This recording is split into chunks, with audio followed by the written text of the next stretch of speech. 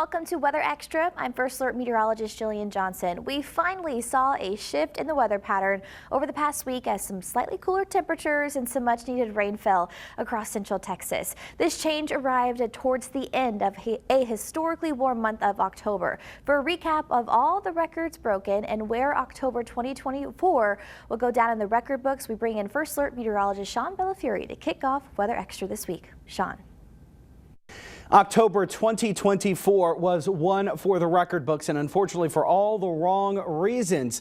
We have a lot of records to get through, so let's start out with the one that I like the least. The latest last 100-degree day in a calendar year. We set the #1 spot just 2 years ago, and now we have eclipsed that. October 15, 2024, now the latest 100-degree day in a calendar year. And as we take a look at the October high temperature calendar, that's the 15th right there. We actually broke that record for latest 100-degree day 2 days prior and then did it again on the 15th. October, exceptionally hot. Only 2 days featuring a high temperature that was below average. Everything else was hotter than average, and the numbers are staggering. The average high for the month of October was 89.8 degrees. That is 9.1 degrees above our average high temperature for the month of October. And as we take a look at the hottest Octobers in history, this is unfathomable. Not only are we in the top spot for hottest October in history, but we beat the previous hot record back in 1963 by 2.1 degrees. And remember, this is an average. It's not just a one-day temperature. That is a huge jump up on the previous record. And not only that, but it was also the 14th driest October in history. We finished with a 3.69-inch rainfall deficit, recording less than 3/4 of an inch of rain in what is supposed to be our second rainiest month of the year. And of course, that has done a number on the drought. October 1st, you can see abnormally dry conditions showing up, but by the end of the month, most of our area in moderate to severe drought conditions. And it's not just us. Across the United States, it was an exceptionally dry October. In fact, 87.16 of the continental United States is abnormally dry, which is the highest it has ever been since the year 2000. But thankfully, as we move our way through the first 10 days of November, a lot of drought-stricken areas seeing some much beneficial rainfall. Reporting in the studio, Sean Bellafiore, KWTX News 10. Cooler temperatures begin to settle into central Texas throughout the month of November as our days grow shorter, and stronger cold fronts bring colder Arctic air across the nation. On the 1st of November, the average high should be 74 degrees and fall to 64 by the 30th. Now, the hottest temperature ever recorded in central Texas throughout the month was 92 degrees, which most recently happened back in 2017 and also back in 1988 and 1948. Now let's talk morning lows. On average, they should start out around 50 degrees on the 1st of the month and fall to 41 by the end of the month. The coldest temperature ever recorded throughout the 30 days in November is 17 degrees, which happened back in 1976. As far as freezing temperatures go, we do, at least on average, see our first freeze of the season occur in late November, on the 21st. The earliest freeze on record in central Texas occurred on October 24th back in 1917, and the latest freeze happened on December 21st back in 1998. Thanks to cold fronts typically passing through central Texas throughout the month, we should see an average of 2.71 inches of rainfall at the Waco Regional Airport. The record wettest November took place back in 1902 when nearly 10.5 inches fell. The wettest November day on record was the 23rd back in 1952 when 3.77 inches fell. And snowfall isn't out of question throughout the month either. Now, we do not see snow every year in November, but when you look at records dating back to 1901, we do average 1/10 of an inch of snow in central Texas throughout November. And the record snowiest day was back in 1937 when 6.5 inches fell. The first Tuesday after the first Monday in November is when Election Day occurs, and that happens to be this upcoming Tuesday. Now let's talk a little more on what we should see weather-wise on Election Day versus some of the records we've seen. Normally, the average high temperature on Election Day should be around 73 degrees, but many of the record warmest election days featured highs in the mid to upper 80s. The hottest temperature recorded on an Election Day was 88 degrees, which happened back on November 8th in 2005, the 7th in 1989, and on the 5th back in 1963. The coldest temperature recorded on an election day occurred back in 1938, when temperatures dropped down to 26 degrees on the 8th. The average low for the election day is 49 degrees. There's only been 3 election days in Central Texas history that have featured freezing temperatures, and all 3 times record lows were recorded. As far as rainfall goes, there's been rain on 35 election days since records began back in 1901. So that means there's about a 25% chance for rain to fall on an election day. The wettest election day on record was back on November 2nd in 1982, when 1.71 inches of rain fell at the Waco Regional Airport. There's never been measurable snow, but there has been recorded sleet one time. Well, actually last night, daylight saving time ended at 2 o'clock in the morning. That means we've officially entered the time of the year where it gets dark super early. On Saturday, we had a sunset time of 6:37, but due to the time change where we fell back 1 hour, our sunset time today was at 5:37. The length of our daylight will continue to grow shorter and shorter until we hit the winter solstice, which happens on December 21st. After that, we'll start to gain time to our day little by little. Here's a look at how our sunset times will change throughout the rest of the year. Next Sunday, November 10th, Central Texas will have a sunset time of 5:32, and by the time Thanksgiving rolls around, we'll have a sunset time of 5:25 on the 28th. The earliest sunset time that we've seen, that we actually see in Central Texas, is 5:24, which occurs towards the end of November and the beginning of December. The shortest day of the year is December 21st, which marks the start to the winter season. We have a sunset time of 5:29 that day. On New Year's Eve, we'll gain about 27 seconds of daylight to have a sunset time of 5:35. It won't be until the end of January when we start to see sunset times after 6 o'clock. And for those of you that, hate this time of the year, want to see daylight saving time begin again, you have to wait until Sunday, March 9th to spring those clocks forward. Well, with the strong winds and temperature changes recently in Central Texas, you may have noticed leaves starting to change color and also begin to fall off those trees. Here in Central Texas, over the next few weeks, we'll start to see our peak colors settling in. Behind me is a map of the fall foliage conditions by November 17th. That's in 2 weeks. As you can see, much of the nation will have already seen their peak colors for the season, but they'll be getting underway for the south. So get ready to see those leaves change. Peak fall foliage wraps up towards the end of the month. Well, straight ahead on Weather Extra, it's been a little more than a month since Hurricane Helene struck the southeastern United States. To find out how the recovery process has been on the other side of this break. It's been a little more than a month since Hurricane Helene hit the southeastern United States. Helene struck Florida's Big Bend region as a major Category 4 hurricane back on September 26. It was the strongest hurricane on record to strike that part of Florida, the deadliest Atlantic hurricane since Maria in 2017, and the deadliest to strike the mainland U.S. since Katrina in 2005. Western North Carolina was an area that suffered catastrophic damage from Helene, and communities are now beginning the long process of rebuilding. This is video from the tourist town of Chimney Rock. Homes, businesses, bridges, and even a highway in this small community were either damaged or destroyed by the storm's floodwaters. Crews are currently building a temporary road that will provide access to homes. The state's Department of Transportation says it has already repaired nearly 900 roads in western North Carolina since the storm hit. State officials estimated Helene's damage and recovery needs will be $53 billion.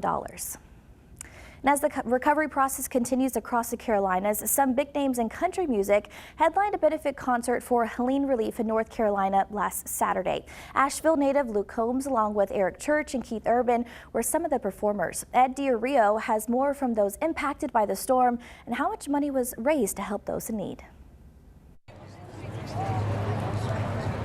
It took a lot for people to make it to Bank of America Stadium on October 26th. My family just got water back about a week and a half ago. We didn't have any internet, no cell, no nothing, so you didn't see anything until a couple days later. The night that happened, my son come home, he said, "Mom, I don't never want to see anything like that." It's just like everything just wiped clean. There were hardships. One of my family friends actually passed away. He fell, his apartment complex came undone from the foundation. He left behind his wife and 2 young kids, and just having to go to that funeral and watch the kids have to put their dad in the ground, that's hard. For people in Western North Carolina, and beyond. The thing that was really scary for me personally was that I didn't hear from anyone. When you start not hearing from people or not hearing from everyone that you know, is when I was like, this is beyond what I even thought was, possible in that area. I remember there was some video of an area that I knew intimately in Western North Carolina, and when they sent the video, I didn't know what I was looking at. Houses are washed out, they're finally finding people. That's when you realize, it's like, wait a minute, these people are close to me my whole life. So some notable natives wanted to do something about it. Luke called right after this happened, a day or two after, and said, I want to do this. There was no question that this was going to happen come hell or high water. I told Luke, I said, whatever you want, I'm there. A show like this usually takes a year or a year and a half to plan, and we were able to get it done in 3 weeks. On October 7th, Concert for Carolina was announced. It sold out like that, and all these people here, donations everywhere. I told my daughter, I said, we got to go. That's our part. We got to help. I have friends around the world, in Europe and other places, who heard all about this. Over 82,000 people, including hundreds of first responders from the Asheville area, came together to see the likes of Keith Urban, Billy Strings, Sheryl Crow, among others. But for Luke Combs and Eric Church, they had someone they knew they had to have. I'd like to thank Luke and Eric. I couldn't get his cell number, so I kept going through my phone to find who would know James Taylor. I'm pretty sure after talking to James last night that I think I stalked him for a period of a week or two. All the artists being on stage for different reasons than usual. This is just one perfect example of how, okay, we got a platform, and if God's going to give us this ability to use that platform to raise money for people who need it, that's the best thing you can do in life. For all the people that have been working up there, it's a little bit of a taking a breath. After all the cheers, songs, and surprises, over $24.5 million were raised. All going back to help Western North Carolina. It's really cool that we have the ability to help, and all these Carolina folks are stepping up to do it. And that's going to come back to our community in millions and millions of dollars for support for the months and years that we're going to need it. This is for the most worthy cause that I can think of, so it means so much more than just a regular concert. These people are going to need help long after tonight, and long after next month, and long after 6 months. They're going to come back. They're going to build strong. It's going to come back. A group of researchers led by the Smithsonian Institute are working on an out-of-this-world project to preserve genetic material on the moon. Brady Taylor spoke with the lead researcher of this project that's aiming to use the moon to safeguard Earth's biodiversity. We'll have more on this research being done in this week's Degrees of Science coming up right after the break.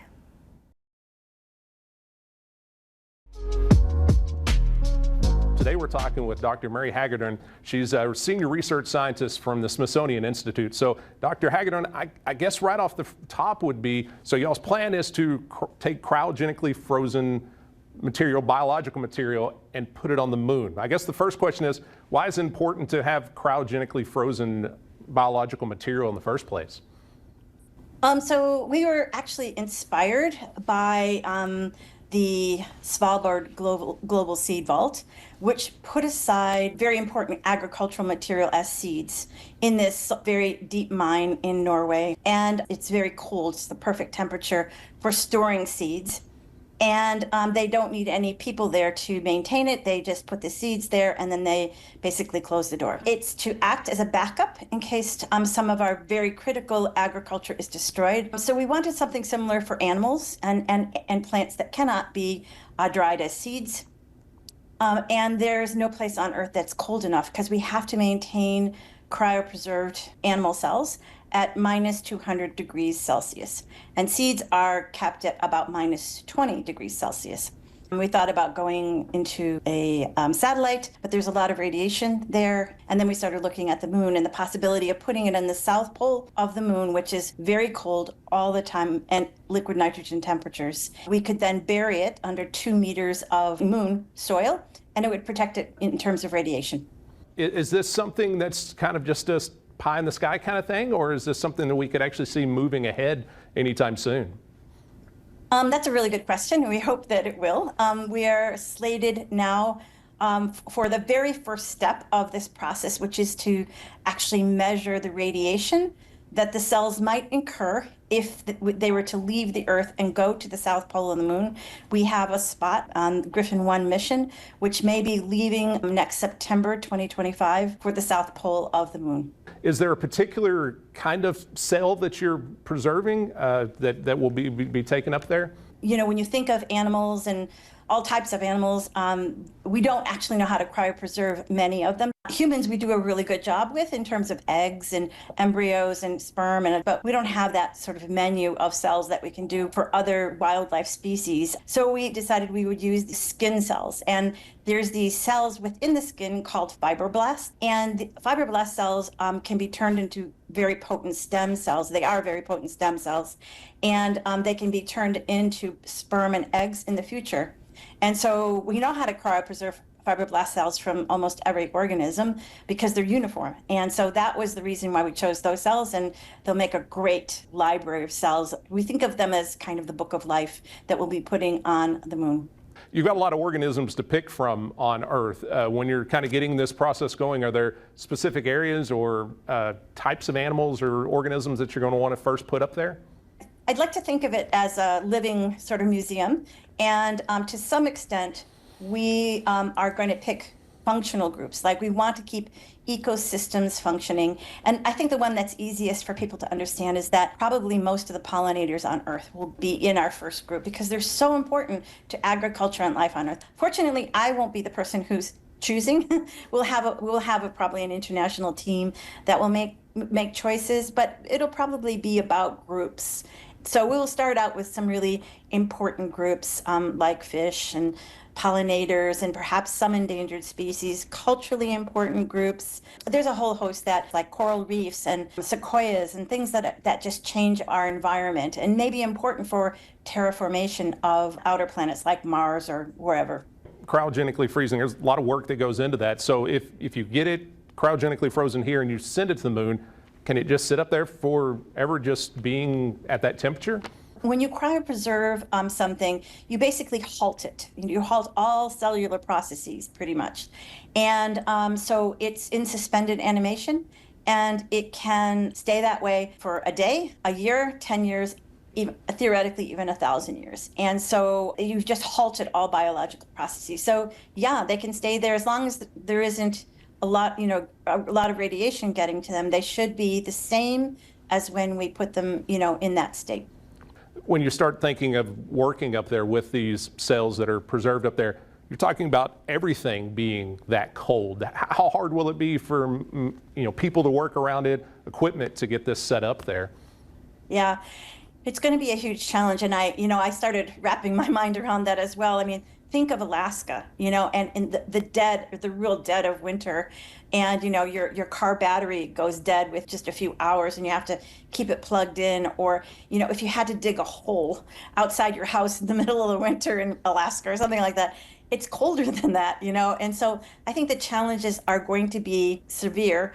But I also know that our engineers all our engineers on this planet are extraordinary. So I have full belief that the robotics and things that they will use to do some of these tasks will be amazing. To hear more about this interesting research in this week's Degrees of Science, scan the QR code on your screen to watch on YouTube or head to our website at kwtx.com/degrees of science. Weather Extra will be right back with more. Welcome back to Weather Extra. Christmas will be here before we know it. In fact, it's just 52 days away. And we're now learning that the Christmas tree that will go up in the White House has officially been chosen. And it's picked out of western North Carolina, the same area that was ravaged by Hurricane Helene a little more than a month ago. The 20-foot Fraser fir from Avery County survived the storm, but 250,000 trees in the county were lost due to the historic flooding. Dave Voddery spoke with some tree growers and found out how they're coping after Helene. At the Cartner's Christmas Tree Farm, they are selecting the official Christmas tree for the White House. Sam Cartner, who has been growing trees for most of his life, says it is an honor, but his family says the real recognition should go to all the people who have helped Avery County recover from Helene. All the generosity that people from all around the U.S. have shown coming in to help those people that lost so much in the flood, and we want this tree to represent the good things. Cartner says he lost more than 5,000 trees from mudslides. He is grateful for the work of the NCDOT for repairing many of the roads here to allow crews to get to the farms. Larry Smith is also a grower. He just got his power back on a few days ago. Just keep us in your thoughts and prayers. Thank everybody for what they've done. The growers say most of the trees lost during Helene are not ones that would have gone to market this year. The Cartner Christmas Tree Farm was chosen after winning a nationwide contest. We asked how they choose the perfect tree. At least like a 20-foot tree that's completely full. And we're looking for a nice color. A good straight tree. Yep. And we're always looking for the good smell. The wetter and cooler weather pattern looks to stick around for the upcoming work week as the cold front parade continues for Central Texas. That means for the first full week of November, we'll keep the rain chances in the forecast and also finally see some fall-like temperatures. Now, if you're wanting some colder, more winter-like temperatures, you may have to wait a little longer for those to move in. But the winter season will be here before you know it. The official start to winter is in 48 days, which again is on Saturday, December 21st. That's all we have for you on this week's episode of Weather Extra. We'll see you right back here next weekend. Have a great week.